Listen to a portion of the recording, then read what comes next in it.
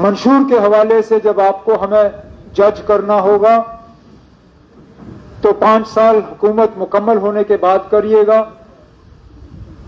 क्योंकि कोई भी हुकूमत लोगों के साथ किए हुए वादे 6 महीने या साल में पूरे नहीं करते। हमने एक शुरुआत की, चाहे जो हमने लोगों के साथ सियासी वादे किए उस पर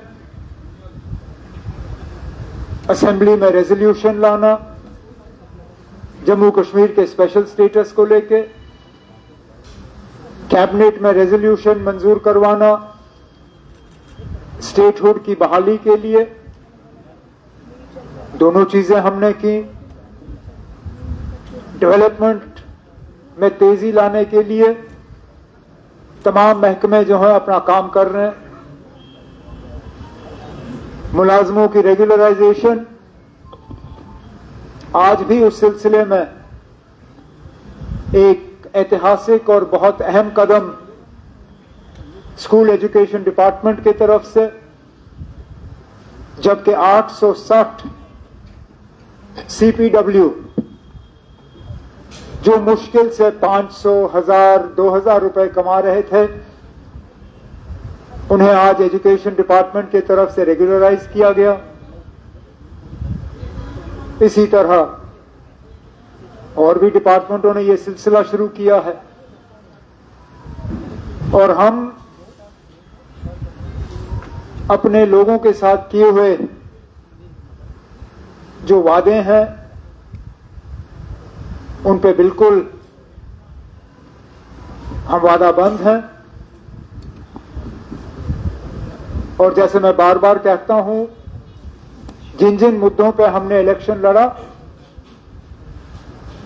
हुकूमत का वक्त खत्म होने पे उस सब चीज का रिपोर्ट कार्ड जो है वो लोगों के सामने पेश किया जाएगा।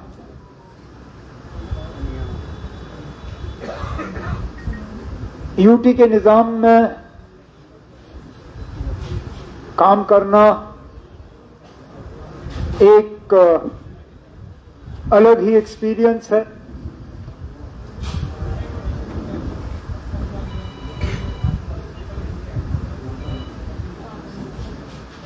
हम अपनी जगह उम्मीद लगाए बैठे थे कि पहले साल के अंदर ही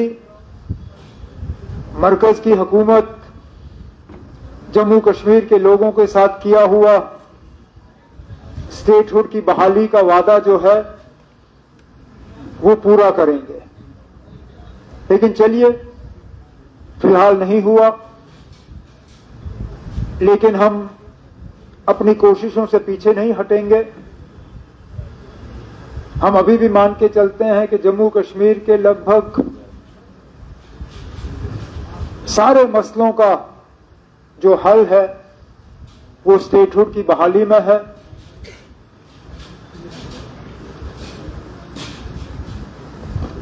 मैं एक बार फिर गवर्नमेंट ऑफ इंडिया, वजीर आजम और उनकी तमाम टीम को ये कहना चाहूंगा यहां जम्मू के सरजमीन से कि जो वादा हम सबके साथ पार्लियामेंट में किया गया,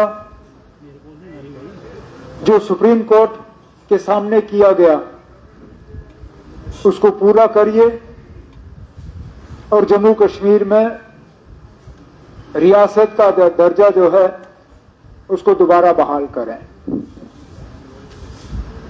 अब इसके बाद मैं तनवीर से कहूंगा कि वो आप में से एक एक को लेके आपके सवाल लें और कोशिश की जाएगी कि उन सवालों का हम जवाब दें। उमर साहब, जहां तक आप के पहले सवाल को लेके है, मैंने उनका यह बयान देखा नहीं।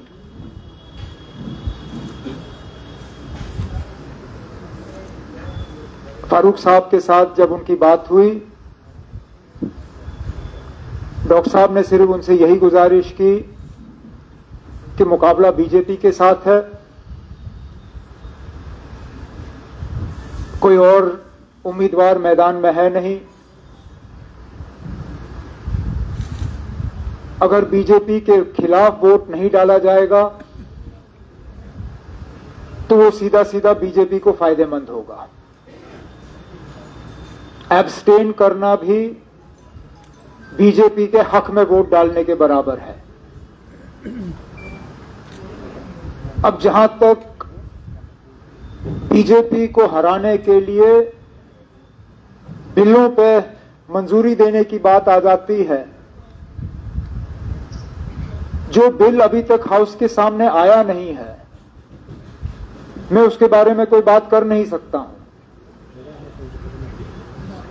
बिल हमारी प्रॉपर्टी बनने से पहले स्पीकर साहब की प्रॉपर्टी होती है।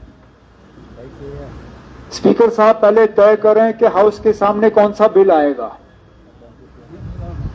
बिल्स बहुत सी सबमिट होती हैं, किस बिल को मंजूरी मिलती है और कौन सा बिल फिर ड्रॉ ऑफ लॉट्स के जरिए लिस्ट होता है, वो ना मैं यहां पे तय कर सकता हूं, ना महबूबा मुफ्ती साहिबा तय कर सकती है।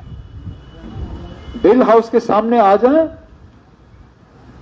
उसके बाद हमें कोई एतराज नहीं है। जो बिल लोगों के हक में होगा और जिस बिल को असेंबली पास करना चाहेगी, हम उसमें रुकावट नहीं बनेंगे।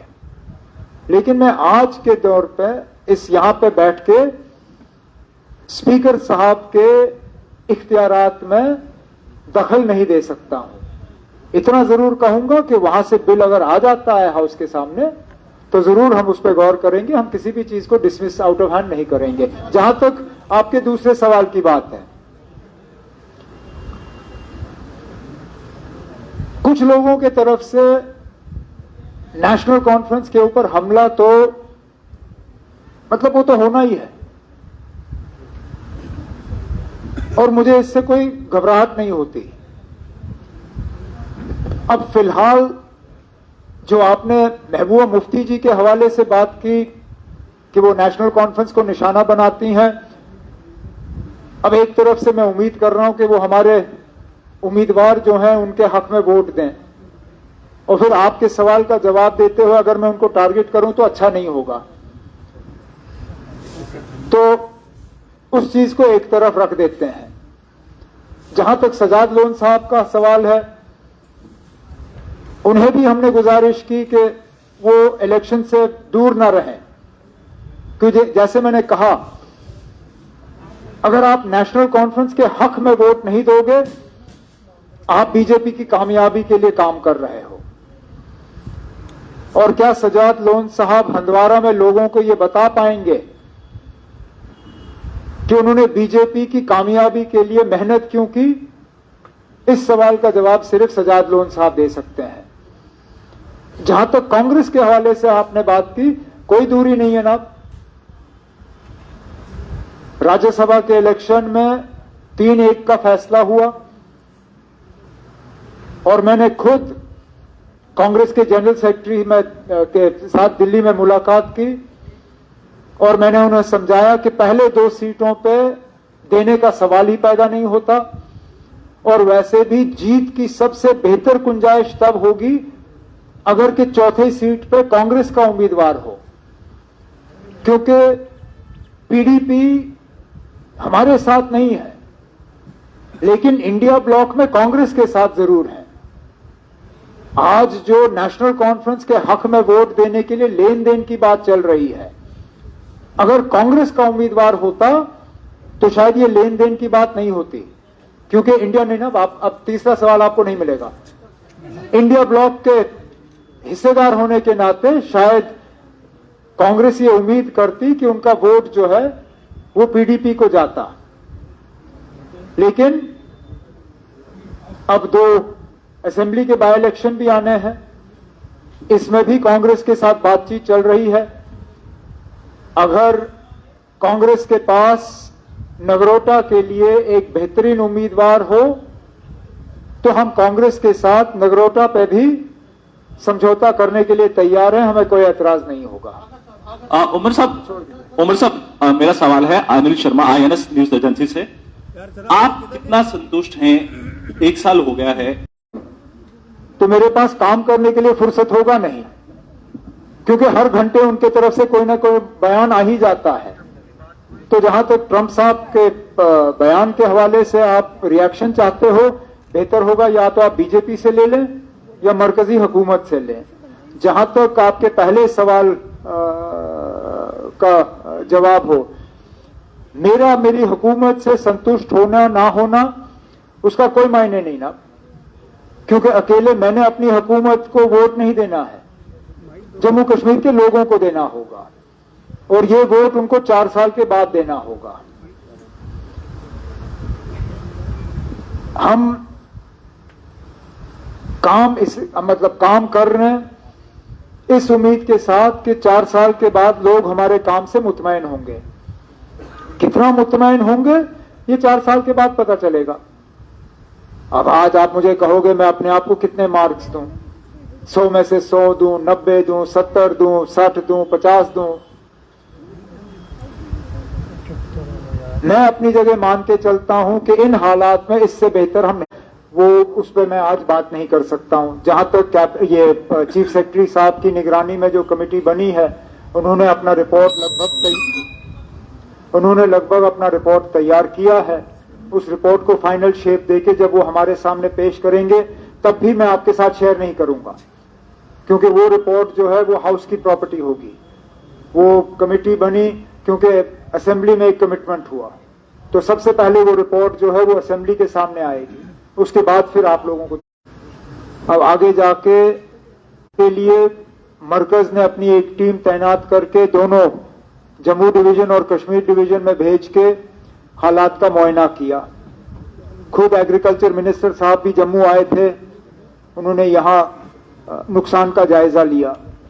हम उम्मीद कर रहे हैं कि मरकज के तरफ से एक पैकेज रिकंस्ट्रक्शन के लिए हमें मिलेगा, ताकि उस पैसे को हम जो नुकसान हुआ है उसको ठीक करने के लिए इस्तेमाल कर पाएंगे। नुकसान बहुत हुआ है, इससे कोई इनकार नहीं कर सकता। 350 से ज्यादा हमारे पुल बह गए, 3000 किलोमीटर से ज्यादा हमारी सड़कें तबाह हुई,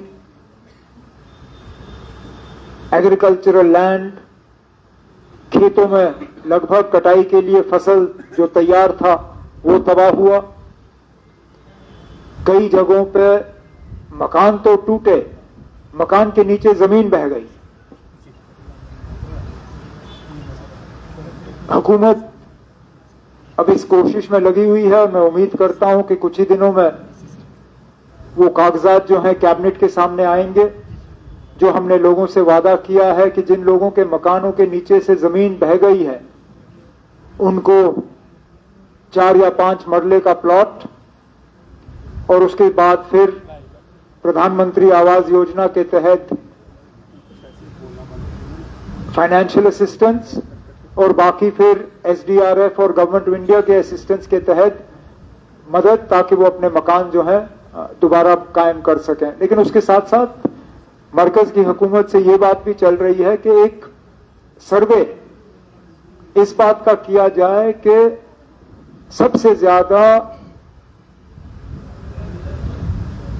क्लाउड बर्स्ट प्रोन एरियाज कौन से हैं, जहां पे बादल फटने की अब गुंजाइश ज्यादा है, कहां पे हमें और ज्यादा इकदाम उठाने होंगे, कहां पे हमें अपना इंफ्रास्ट्रक्चर जो है वो बेहतर करना होगा।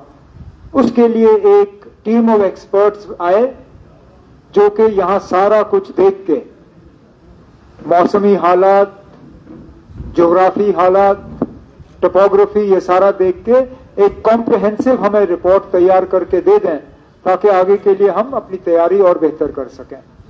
Sir, I am Himani Kandhari from JK news today. मेरा क्वेश्चन आपसे रहेगा, how long will NC wait for statehood, and if how long will NC will wait for statehood, as opposed to what is the alternative of not waiting for statehood?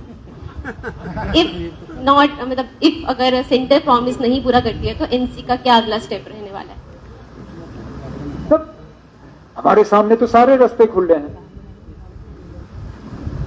फिर, लेकिन अब मैं उन लोगों में से नहीं हूं जो धमकियां देके कुछ हासिल करने की कोशिश करें। मैं अभी भी उम्मीद लगाए बैठा हूं कि बिना धमकी दिए हुए, बिना जम्मू कश्मीर में हालात खराब हुए, जम्मू कश्मीर के लोगों के साथ जो वादा किया गया है उसको पूरा किया जाएगा। जहां एक तरफ से आप हमारे जो मैनिफेस्टो में लोगों के साथ किए हुए वादे हैं उनका आप रिपोर्ट कार्ड मांगते हो और आपका मांगना सही है, वहां दूसरी तरफ से जब बीजेपी के दफ्तर में इस तरह के प्रेस कॉन्फ्रेंसें हों तो उन्हें भी पूछे ना, जो वादे करके वो 28 सीटें जीते उनमें से सबसे बड़ा वादा तो स्टेटहुड का था। और मुझे आज भी याद है वो उन दिनों में हम लोगों को ताने देते थे कि नेशनल कॉन्फ्रेंस वालों को स्टेटहुड की बात करनी नहीं चाहिए, स्टेटहुड दिल्ली से आएगा, जम्मू या श्रीनगर से नहीं। तो अगर स्टेटहुड दिल्ली से आना है और स्टेटहुड का वादा जम्मू कश्मीर के लोगों के साथ बीजेपी ने किया था, तो वो वादा पूरा क्यों नहीं हो रहा है? बाकी आगे जाके हमें क्या करना होगा उसको शायद यहां आज दोहराने की जरूरत नहीं है। हालात उस तरह के बने तो फिर मजबूर होकर हम दोबारा यहां बैठ के एक प्रेस कॉन्फ्रेंस करके दूसरा ऐलान कर लेंगे, लेकिन फिलहाल वो हालात नहीं है। नमस्कार। 2024 की इलेक्शन से पहले